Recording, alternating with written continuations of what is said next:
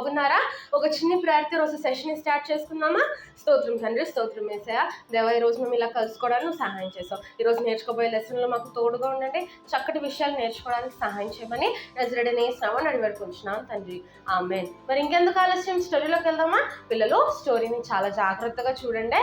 ఈరోజు చాలా ఇంపార్టెంట్ విషయాలు మనం నేర్చుకోబోతున్నాం. మరి మీ అందరి కోసం ఇప్పుడు స్టోరీ. అనగనగా ఓ ఊర్లో విక్కీ అనే అన్నయ్య ఉన్నాడు. విక్కీ అన్నయ్య వీక్ అంతా ఆఫీస్లో వర్క్ చేస్తుండేవాడు. వీకెండ్స్కి ఆఫీస్ వాళ్ళు హాలిడేస్ ఇస్తే ట్రిప్స్కి క్యాంప్స్కి వెళ్తుండేవాడు. ఒకసారి విక్కీ అన్నయ్య న్యూస్ వింటున్నప్పుడు న్యూస్లో ఒకటి విన్నాడు.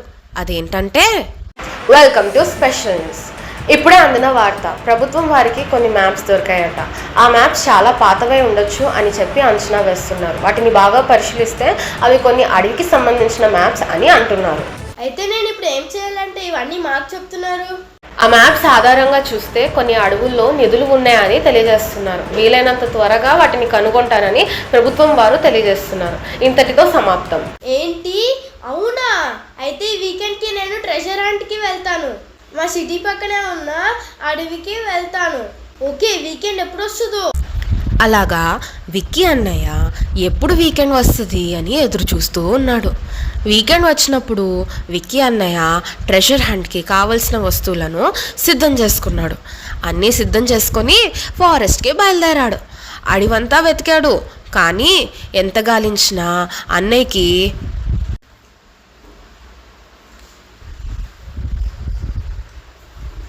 ఎంత వెతికినా ఏమీ కనబడట్లేదంటే, అయినా పర్లేదు, మళ్ళీ వెతుకుతాం.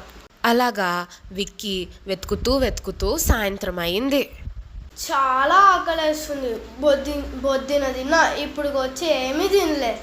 అయినా పర్లేదు, చీకటి అయ్యేలోపుడు వెతుకుతూ ఉంటా. అలాగా పట్టు వదలక అడివంతా మళ్ళీ వెతకసాగాడు. వెతుకుతూ విక్కీకి ఓ పురాతనమైన సంచి దొరికింది. ఓపెన్ చేసి చూద్దాం. భలే భలే.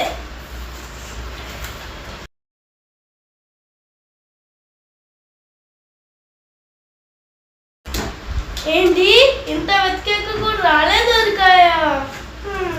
సరే, ఇంటికి వెళ్తాను.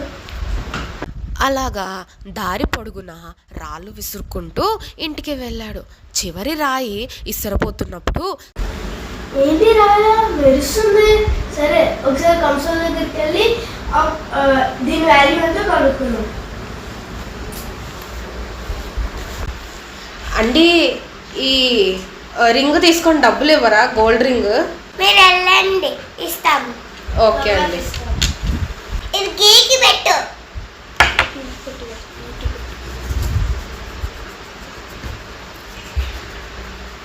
ఇవి గెలుతు నగలు. ఇప్పుడు ఆ మస్టర్ కాయ అంత అని చెప్తా నాకు. ఈ రాయకి ఎంత వస్తుందండి? 10,000. 10,000.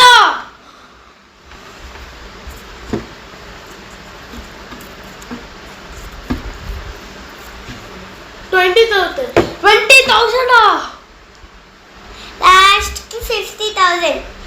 50,000. లాస్ట్ ఇంకా లాస్ట్ 1 lakh. 1 lakh. మనం ఏం అనలేక ఎందుకు ఏడుస్తున్నాడు? ఏమమ్మాయి ఒకసారి చూడు. ఎందుకు ఏడుస్తున్నా బాబు? మేమేం కొట్టలే కదా. దానికి కాదండి, నేను నా దగ్గర ఈ రాళ్ళు చాలా ఉన్నాయి. అవన్నీ వస్తున్నప్పుడు పడేశాను. అవన్నీ ఉంటే నాకు చాలా డబ్బులు వచ్చేవి. అందుకే నేను ఏడుస్తున్నాను. అయ్యో, బాధపడకండి. మీరందరూ స్కిట్ చూశారు కదా. స్కిట్లో నుంచి ఈరోజు మనం ఏం నేర్చుకోవాలి? చాలాసార్లు మన జీవితంలో కూడా మనకి అనేకమైన ఆపర్చునిటీస్ దేవుడు కూడా ఇస్తాడు. కానీ మనం వాటిని ఏం చేస్తామంటే వృధా చేస్తూ ఉంటాం. కానీ ఇందాక విక్కీ అనే స్టోరీలో మనం చూసుకున్నాం కదా, అన్నయ్య దగ్గర చాలా రాళ్ళు ఉన్నాయి. కానీ ఈ రాయలు దేనికి పనికి వస్తాయి అని చెప్పి మామూలుగా వాటిని వేస్ట్ చేసి ఇసిరేస్తాడు. కానీ చివరికి ఒక్క రాయి ఉన్నప్పుడు దాని యొక్క వాల్యూ ఏంటో తెలుసుకోవడానికి వెళ్ళినప్పుడు ఎంత అని చెప్పాడు ఆ కంసాలి? 1 lakh ఉంటుంది అని చెప్పాడు కదా. దాని వాల్యూ తెలిసినప్పుడు అయ్యో నేను ఎందుకు అవన్నీ పడేశాను అని బాధపడ్డాడు విక్కీ. మన జీవితాల్లో కూడా ఈరోజు చూసుకుంటే దేవుడు మనకి ఇచ్చే ఆపర్చునిటీస్ ఎంత వాల్యుబుల్ అని అంటే, ఆ ఒక్క రాయి వాల్యూ 1,00,000 ఎలాగైతే ఉందో, దేవుడు మనకి ఇచ్చిన ఆ ఒక్క ఆపర్చునిటీ వాల్యూ లక్షల కంటే కోట్ల కంటే ఎక్కువ ఉంటుంది నాన్న. ఈరోజు దేవుడు మనకి ఎన్నో అవకాశాలు ఇస్తున్నాడు. విక్కీ అనే దగ్గర కూడా ఎక్కువ రాళ్ళు ఉన్నాయి కదా, మన దగ్గర కూడా దేవుడు మనకి ప్రతిరోజు కొత్త కొత్త ఆపర్చునిటీస్ ఇస్తున్నాడు. కానీ వాటిని మనం వాడుకుంటున్నామా లేకపోతే వృధా చేస్తున్నామా? ఈరోజు మనం జాగ్రత్తగా పరిశీలన చేయాలి. ఈరోజు మన జీవితంలో కూడా దేవుడు మనకి ఇచ్చిన ఆపర్చునిటీస్ని మనం వాడుకోకుండా ఆ వృధా చేస్తే ఎట్ లాస్ట్ మనకి ఆ వాల్యూ, ఆ ఆపర్చునిటీ, దేవుడు మనకి ఇచ్చిన ఆపర్చునిటీ యొక్క వాల్యూ ఖచ్చితంగా తెలిసొస్తుంది. ఆ రోజు అయ్యో అనవసరంగా నేను నా యొక్క ఆపర్చునిటీస్ని యూజ్ చేసుకోలేదే అని బాధపడతాం. చూడండి నాన్న, దేవుడు మనకి ఇచ్చే ప్రతి ఆపర్చునిటీని మనం వాడుకోగలిగినట్టయితే మనల్ని దేవుడు ఎంతో ఉన్నతమైన స్థానాల్లో నిలబెట్టగలుగుతాడు. ఆ రాళ్ళన్నీ కూడా మరి విక్కీ అనే దగ్గర ఉండుంటే అన్నయ్య చాలా ధనవంతుడైపోయేవాడు కదా. అలానే మన జీవితంలో కూడా మన ఆపర్చునిటీస్ అన్నీ మనం వాడుకోగలిగినట్టయితే దేవుడు మనల్ని ఎత్తైన స్థలాల్లో నిలబెట్టగలుగుతాడు. మనకి ఖచ్చితంగా జయాన్ని దయచేయగలుగుతాడు.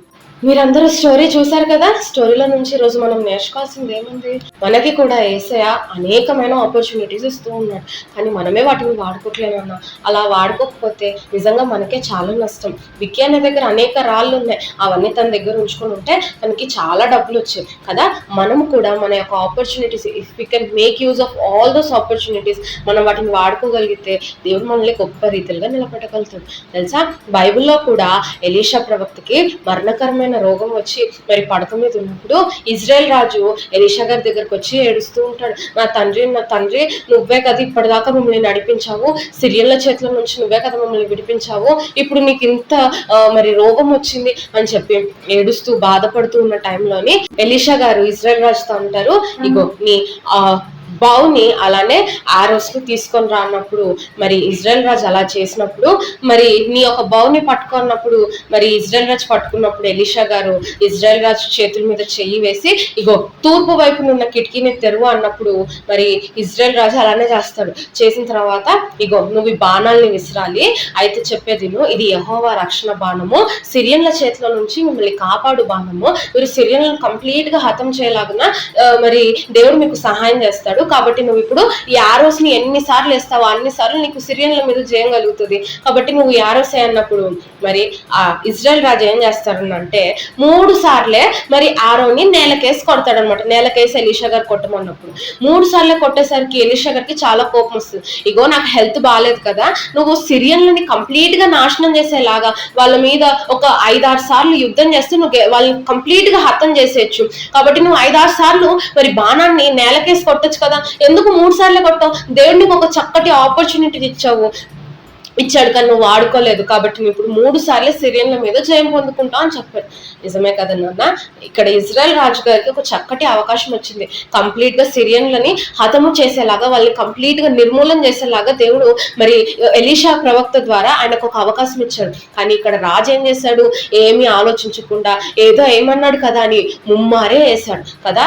ఈరోజు ఆయన తెలివిగా ఆలోచించి మెల్లగా నిర్ణయం తీసుకొని ఆపర్చునిటీని చక్కగా వాడుకొని ఉండుంటే కంప్లీట్ గా సిరియన్లని హతం చేసి ఉండేవాడు కదా. ఇప్పుడు చూడండి, తను 3 సార్లు వేసాడు కాబట్టి ముమ్మారే సిరియన్ల మీద జయం పొందుకుంటాడు కదా. అలానే మన జీవితంలో కూడా చూడండి, దేవుడు మనకు అనేకమైన ఆపర్చునిటీస్ ఇస్తున్నాడు.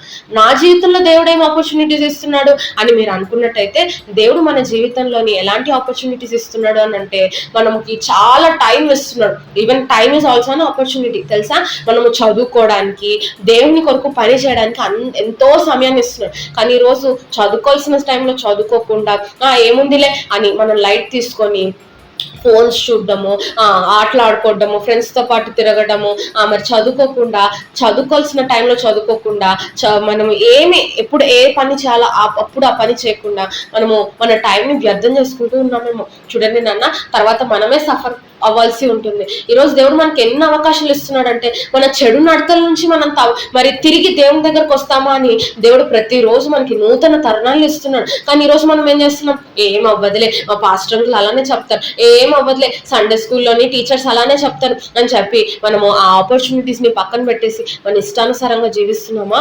గుర్తుపెట్టుకోండి అన్న, మనం ఈ ఆపర్చునిటీస్ ని సరిగ్గా సద్వినియోగపరచుకోకుండా మన జీవితాన్ని ఇంకా మనం వ్యర్థం చేసుకొని ఈ ఆపర్చునిటీస్ ని చాలా ఈజీగా తీసుకొని వీటిని వ్యర్థం చేస్తున్నామేమో. ఇందాక విక్కీ అనే స్టోరీలోని రాళ్ళని ఎలా పడేశాడు, అలానే ఈ ఆపర్చునిటీస్ మనం లెక్క చేయకుండా వ్యర్థం చేస్తున్నామేమో.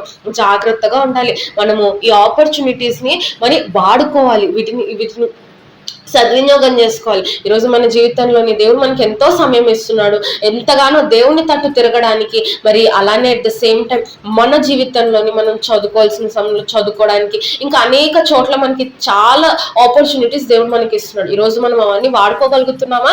ఒకవేళ వాటిని మనము మరి మిస్యూజ్ చేస్తున్నామా? మనల్ని మనం ఒకసారి ఈరోజు పరీక్షించుకుందాం. ఇప్పటి వరకు చేయవలసిన టైంలో పని చేయకుండా మీరు చాలా ఇదిగా ఉన్నారేమో. ఒకసారి దేవుని దగ్గర పశ్చాత్తాపడి క్షమాపణ అడుగుదాం. ఏసయ్యా నన్ను క్షమించేసాయా, నువ్వు ఇన్ని ఆపర్చునిటీస్ ఇచ్చావు కానీ నేను వాడుకోలేదు, కానీ ఆ ఒక్కొక్క ఆపర్చునిటీ ఎంతో వాల్యుబుల్ అని ఈరోజు నేను తెలుసుకున్నాను. మరి ప్రార్థన చేసుకుందామా? స్తోత్రం తండ్రి, స్తోత్రం ఏసయ్యా. దేవా, ఈరోజు మేము చక్కటి లెసన్ నేర్చుకున్నాం. నిజమే ప్రభా, ఇప్పటి వరకు మేము మా సమయాన్ని వ్యర్థం చేసుకున్నాము, చేయవలసిన టైంలోని పనులు చేసుకోకుండా దేవా మరి ఇష్టానుసారంగా జీవించాము. ఈరోజు నీ వైపు తిరుగుతున్నాం, మమ్మల్ని క్షమించండి తండ్రి.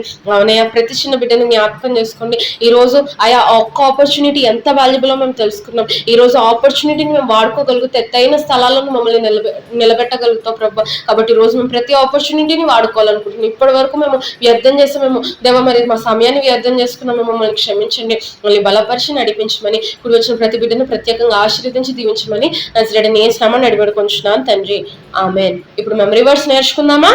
Ephesians 5:16. Make the most of every opportunity because the days are evil. మళ్ళీ ఇంకోసారి చదువుకుందామా? Ephesians chapter 5:16. Making the most of every opportunity because the days are evil. మరి మెమరీ వర్డ్స్ ని చక్కగా నేర్చుకోండి. మరి నెక్స్ట్ వీక్ కలుసుకుందాం. అందరికీ ఉంటాను. బాయ్.